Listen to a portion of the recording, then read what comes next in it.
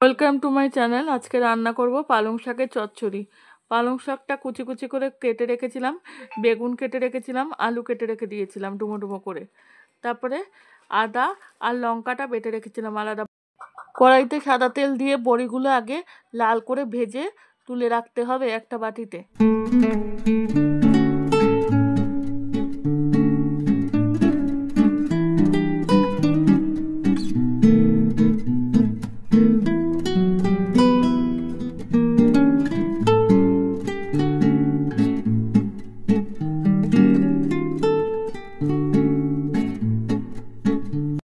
কড়াইশুঁটিগুলো ছুলে রেখেছিলাম।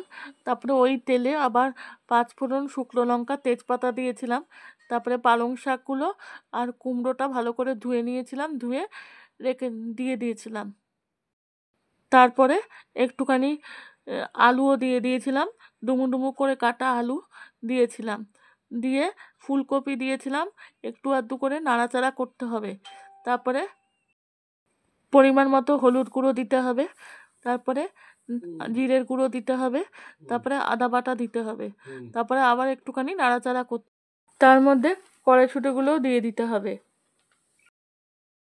খুব নাড়াচাড়া করার পরে একটু জল বেরোবে, তারপরে পরিমাণ মতো নুন দিতে হবে, দিয়ে আস্তে আস্তে করে অনেকক্ষণ কষাতে হবে। তারপরে শাকের থেকে যখন জল বেরোবে তখন ওই জলের মধ্যেই বেগুন আলু সব সেদ্ধ হয়ে যাবে। তারপরে অনেকক্ষণ কষানোর পরে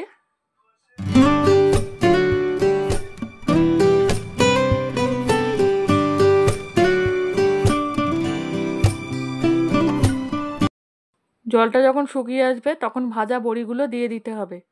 তখন একদম মাখা মাখা হয়ে যাবে, তখন নামানোর আগে একটু মিষ্টি দিয়ে নামিয়ে নিতে হবে।